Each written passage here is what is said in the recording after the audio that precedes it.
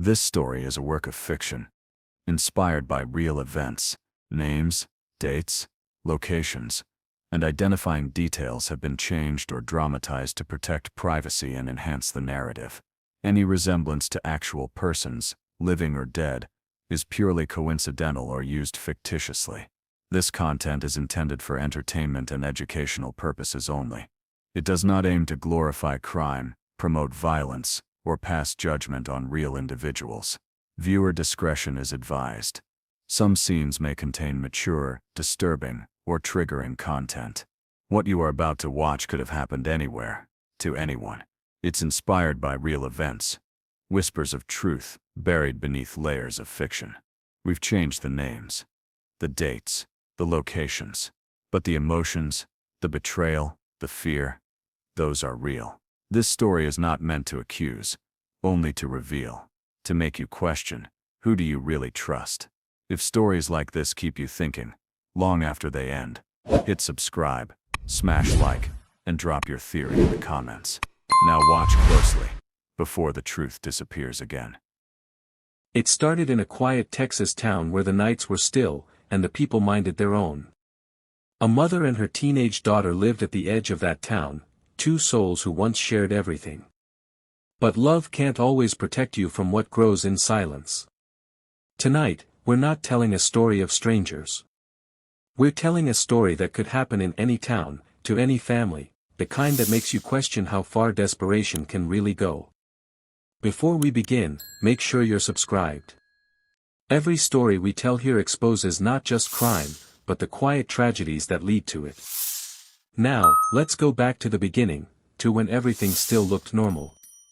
On the west side of Lubbock, Texas, there's a stretch of road lined with old oak trees and houses that all look the same, small, modest, and built on hope. That's where Melissa Carter lived with her daughter, Kayla. To anyone passing by, they looked like the picture of resilience, a hardworking single mother and her sweet, polite teenage girl. Melissa worked at a diner off 82nd Street. She wasn't perfect, but she was steady, always there for Kayla's school plays, always bringing home leftover pie when she could. People said she had a laugh that made others forget their troubles. And Kayla, she was quiet, smart, and fiercely loyal to her mother. She loved to draw, loved her dog, and dreamed of becoming a nurse one day. To her, her mother was a hero. But heroes fall too. And Melissa's fall began quietly. After a small car accident 2 years earlier, she was prescribed pain medication. It started with one pill to take the edge off, then another to get through work, another to sleep. When the prescription stopped, the pain didn't. And Melissa found something stronger. At first, no one noticed. She was still smiling, still showing up, still pretending. But slowly, the light in her eyes began to dim. She missed work once, then twice. Her laughter became forced. Her bills went unpaid. Kayla noticed the change. The shaking hands, the long hours locked behind her bedroom door, the smell of cigarette smoke that wasn't her mother's. She told herself it was just stress. Adults get tired. Adults get sad. One evening, Kayla came home to find her mother sitting on the couch, staring blankly at the wall. The TV was on, but the sound was low. The ashtray overflowed. And for the first time, Melissa didn't look up when her daughter called her name. That night, the silence between them said everything. The next morning, Melissa swore she was fine, that she'd been working too hard, that she just needed rest. But lies are easy when love makes you want to believe them. Soon, the house grew colder. Friends stopped visiting. Melissa's paychecks disappeared faster than they came. And sometimes, late at night, Kayla heard her mother whispering to someone outside, a man's voice, rough, impatient. The neighbors assumed it was just another relationship gone wrong. They didn't ask questions. No one ever does, until it's too late. Kayla started cooking her own meals. Doing her homework alone. Sleeping with her door locked. She didn't know what was happening, only that the woman who once tucked her in at night was becoming someone she didn't recognize. And in that quiet house at the end of the road, something was unraveling. Not with noise. Not with screams. But with silence, slow, invisible, and irreversible. By late summer, the Carter house no longer felt alive. The curtains stayed closed, the walls heavy with smoke. Dishes stacked in the sink. Mail piled by the door. It was as if time had stopped, except for the quiet sound of a woman chasing something she could never catch. That's when Melissa met Travis Hill. He wasn't the kind of man who looked dangerous. He smiled easily, spoke softly, and dressed like someone who worked with his hands. He smelled faintly of gasoline and cheap cologne. People said he was easy to talk to. That's how men like him survive. They hide their cruelty behind calm. Melissa met him through a friend who told her he could help when her pills ran out. And he did help, at first. He gave her what she needed, told her not to worry about the money, told her he understood pain. He became her lifeline. And slowly, her world began to orbit around him. Every time she tried to quit, the sickness came, the sweats, the shaking, the panic. And Travis was always there. He'd show up with a bag and a smile, saying, "You're stronger than you think." She believed him. Because when you're drowning, you'll trust the hand that offers rescue, even if it's the one pushing you under. Kayla noticed first. The truck parked outside late at night. The man with tired eyes who never looked her way. The sound of quiet conversations that stopped when she entered the room. Sometimes she'd catch her mother in the kitchen, whispering into the phone, her voice trembling between love and fear. At school, Kayla stopped smiling. Her drawings changed, darker, emptier. Teachers saw the signs, but she always said she was fine. Because how do you explain that your home is slowly being erased? Melissa's decline wasn't loud. It was quiet, the kind of quiet that eats everything inside a person. She began missing rent, pawning jewelry, selling what little she had left. Travis started showing up more often, not as a visitor, but as a fixture. He'd sit on the couch, legs spread, flipping through channels like he owned the place. Sometimes he'd hand Melissa a bag and tell her what she owed him next time. Other times, he didn't say anything at all. Control doesn't always come through threats, sometimes it comes through silence. Kayla began waiting for her mother after school, hoping they could walk home together like they used to. But most days, Melissa didn't show. She'd come home later, her eyes glazed, her words slow. When she hugged Kayla, her arms trembled. The warmth was gone. She smelled of smoke, sweat, and something chemical. One afternoon, Kayla got home early. The door was unlocked. Inside, Travis sat alone on the couch, watching television. The sound was low. He looked at her, not with recognition, not with kindness, but with something else. Something that made her stomach twist. He smiled. Kayla didn't speak. She stepped back and waited outside until her mother came home. When Melissa saw her face, she froze. She said Travis was just helping, that everything was fine, that Kayla shouldn't worry. But her voice was shaking. That night, Kayla couldn't sleep. She stared at the ceiling, counting the shadows on her wall. Every sound from the hallway made her heart race. The smile she'd seen that afternoon wouldn't leave her mind. It followed her into dreams that didn't end when she woke up. From then on, she slept with her door locked. She started hiding small things, her journal, her school ID, her money, as if she knew something bad was coming but couldn't explain how.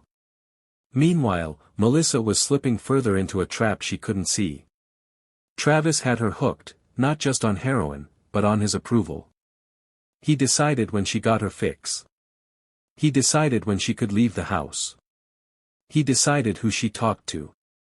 Every time she thought about stopping, the sickness returned, and so did he. The woman who once tucked her daughter in at night was gone. What remained was someone who lived hour by hour, chasing a high that kept her chained. And somewhere in that house, between the silence and the fear, a new danger was waiting, one that neither of them could see coming. By winter, Melissa's world had shrunk to two things: the next dose and the man who controlled it. Heroin had stopped being a drug. It had become the air she breathed. Without it, her body turned on itself, bones aching, muscles twisting, skin crawling as if it wanted to escape. Every second without it felt like dying in pieces. Travis saw that weakness. He fed it. He delayed her supply just long enough to watch her break, then offered it back with conditions. Each bag came with a new rule, one more line she had to cross. He made her believe this was love, that he was helping her survive. But love doesn't chain you to your own destruction. By December, she owed him more than she could ever repay. Money was gone. Jewelry gone. The car title already traded. All that remained was the one thing she still had, her daughter. That night, Melissa begged. She said she'd find work, said she'd clean houses, said she'd do anything. Travis listened, smiling faintly, and then spoke like it was simple math. He told her he didn't need money. He needed proof she was loyal. One night, he said. Bring the girl. Melissa froze. Every part of her screamed no, but the sickness was louder. Her hands shook so violently she could barely hold her phone. She felt her heart racing, her skin burning. She told herself it was just for the night, that nothing would happen, that it was survival. Addiction whispers lies that sound like reasons. She rehearsed a story for Kayla. A friend's place. Power issues at home. Only one night. She packed a small bag, told her daughter to grab her jacket, and drove through empty streets. Travis's house sat behind a rusted gate, the porch light flickering like a bad promise. He opened the door before they knocked. Inside smelled of smoke and chemical sweetness, the scent of the thing that ruled her. He led them down a narrow hallway. Melissa followed because her body was shaking too hard to argue. Kayla followed because she didn't know she was walking into a transaction. The rest unfolded in silence, the kind that never fades after you hear it once. When they left, Travis handed her a small bag wrapped in foil. Now we're even, he said. The words hit harder than any slap. In the car, Melissa opened the bag and inhaled before the engine started. Her hands stopped trembling. Her body stilled. For the first time in days, the pain went quiet. And in that quiet, she realized what she'd done. She had traded her child for a high. Back home, she couldn't meet her daughter's eyes. She turned on the shower and stood under it until the water went cold. Kayla sat on the couch, knees pulled up, staring at nothing. No words. No tears. Just silence, the kind that never leaves a house once it enters. The next morning, Melissa lit a cigarette with shaking fingers and stared at the small bag beside her. The high was gone. The memory wasn't. She told herself it had saved them, that it would never happen again. But once a soul has a price, the buyer always comes back. Outside, the mailman passed the house without stopping. Inside, a mother sat frozen between two worlds, one where she still loved her daughter, and one where the drug had already taken her place. That was the night a debt was cleared. And a family was lost. The house on Maple Ridge had gone silent. No radio. No television. No laughter. Only the faint crackle of cigarettes burning down to ash. Melissa stayed curled on the couch most days, eyes vacant, skin gray. Her body twitched with withdrawal she could no longer afford to feed. When she did speak, the words came out slurred, half awake, half gone. Kayla stopped trying to reach her. She sat by the window, watching the road, tracing lines on the fogged glass with her finger. Every sound outside made her flinch, a door slam, a truck passing, the creak of mailboxes. Each noise felt like it might finally bring help, or something worse. And then, one morning, it came. A knock. Not a neighbor's knock. Sharper. Measured. Official. Once. Twice. 3 times. Melissa froze. The cigarette burned to her fingertips before she realized it was still in her hand. Her heartbeat drowned out the room. Another knock. Then a voice. Child Protective Services. The air left her lungs. For a second, she thought about running. Where? Nowhere. She opened the door halfway, and the lie began to collapse. A uniformed officer. A woman with a clipboard. Behind them, a neighbor's curtain fluttered, the whole street already watching. May we come in? She nodded. Her mouth said yes before her brain could say no. They stepped inside. The smell hit first, cigarettes, sweat, something chemical that lingered under the surface. The living room looked normal enough, but the silence was wrong. It was the kind of silence that meant something terrible had already happened. Kayla sat on the couch, knees drawn tight, arms around herself. The social worker crouched slowly, her voice soft but steady. "What's your name, honey?" No answer. Just the small movement of a thumb rubbing the edge of a shoe. A nervous rhythm. Then she reached down and pulled out a folded piece of paper. The woman unfolded it. 3 shaky words stared back. "I need help." The room stopped breathing. 10 full seconds of silence, heavy, unbroken. In that moment, everyone in the room understood. The officer's hand went to his radio. Melissa began talking, too fast, too loud. Her words collided, tripping over one another. "It's nothing, we're fine, she's lying, I'm just tired, you don't understand." But she wasn't convincing them. She wasn't convincing herself.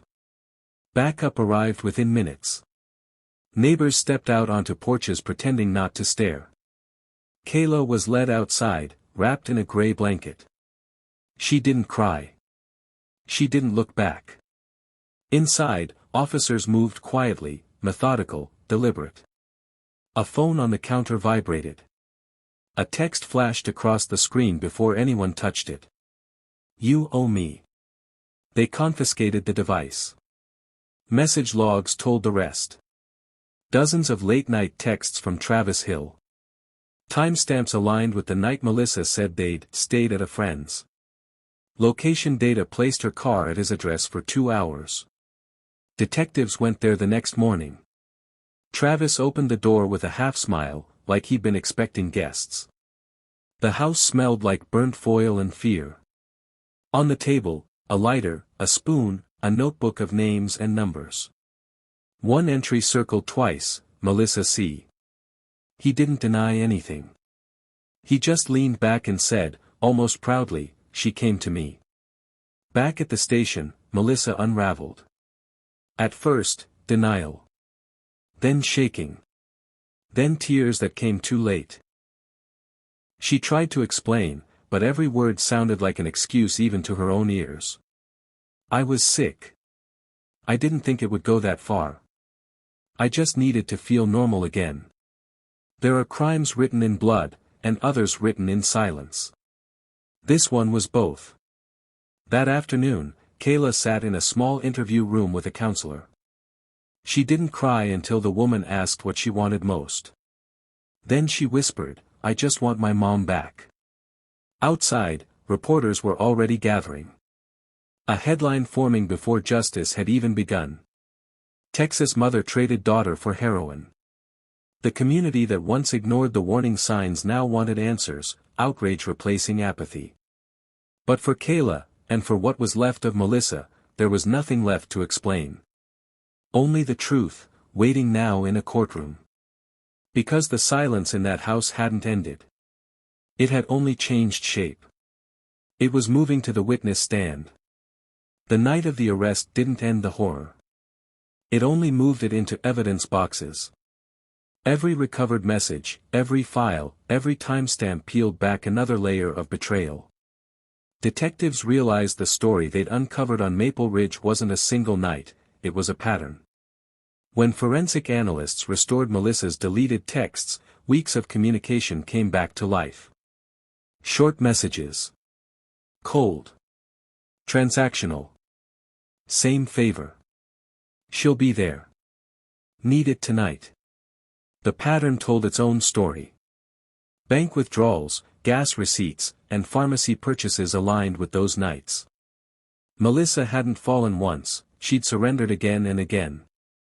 Each exchange paid for the same thing, a few hours of relief, bought with someone else's suffering. The indictment arrived fast. Both Melissa Carter and Travis Hill faced multiple charges, trafficking of a minor, assault, and controlled substance delivery, each count tied to a date in the recovered log. Prosecutors called it one of the clearest digital trails they'd ever seen. In court, the air felt different, thick, restrained, electric. Rows of reporters. Parents from the neighborhood. The walls seemed to absorb every breath. The prosecution's case was methodical. They began with the messages, then the phone pings, then the receipts. Every slide of evidence added weight until the defense had nowhere left to stand. The defense argued addiction, a sickness, not malice. They described Melissa as broken, manipulated, sick. But the prosecution answered with data, times, dates, coordinates. Evidence that didn't shake, didn't beg, didn't forget. When Kayla took the stand, the courtroom fell silent. She spoke softly, her words steady but hollow from repetition. It hadn't happened once.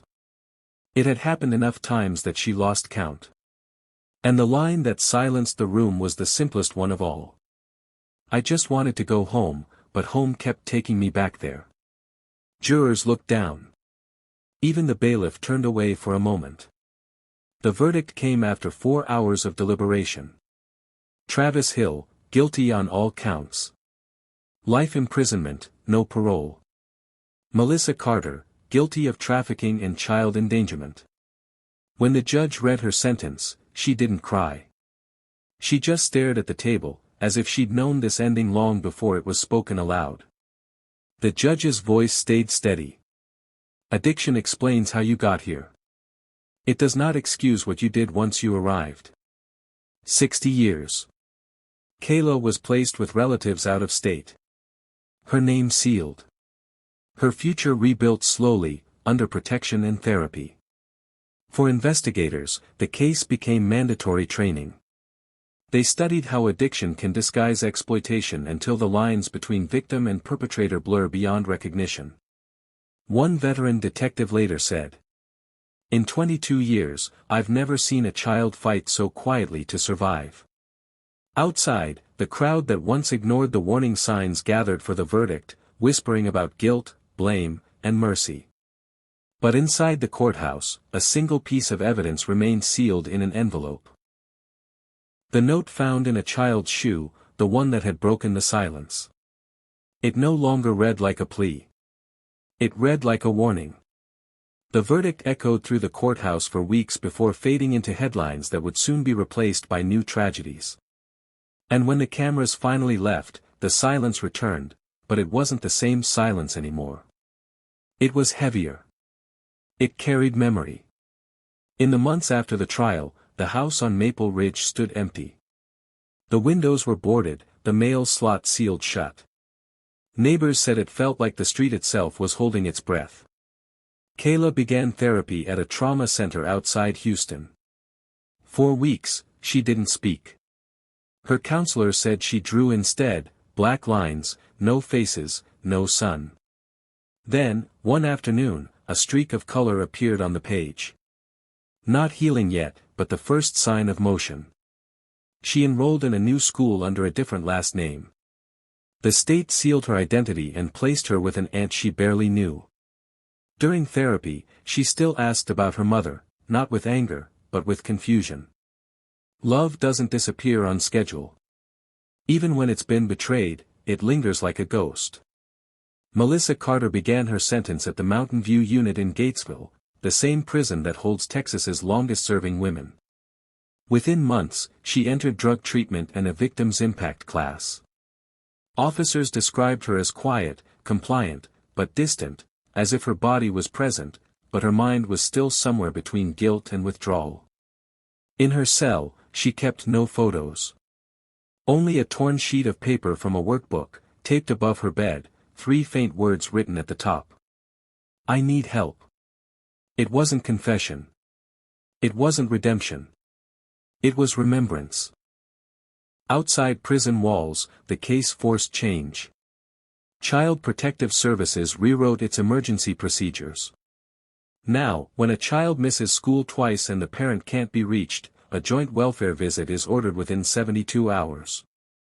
Police narcotics units now meet quarterly with child safety officers, a partnership that didn't exist before the Carter case exposed the gap. One investigator said, "Now when addiction shows up, we don't just look for drugs. We look for what the drugs might be hiding." Kayla's handwritten note became part of the state CPS training manual, printed on the last page beneath the heading, Recognizing Silent Warnings. Her story now teaches officers how silence looks before it sounds. 3 years later, a letter arrived at the Texas state capitol. It came from Kayla, read aloud during a committee hearing on addiction and family safety. My mom wasn't always a monster. The drugs made her someone else. If someone had helped her sooner, maybe I'd still have a mom. For several seconds after the letter was read, the room stayed completely still. The Carter house was later demolished. Grass covers the foundation now. Children sometimes play there, unaware of what used to stand beneath their feet. Neighbors say it looks peaceful again, though some swear the air still feels different, quieter, as if it remembers. Kayla turned 17 last spring. She's studying to become a counselor. When asked why, she said, "Because someone listened when I wrote 3 words. I want to be that person for somebody else." The screen fades on the empty lot, sunlight flickering through the grass. What began as addiction ended as awareness, a warning carved into the system itself. The note that once whispered I need help now instructs those meant to listen.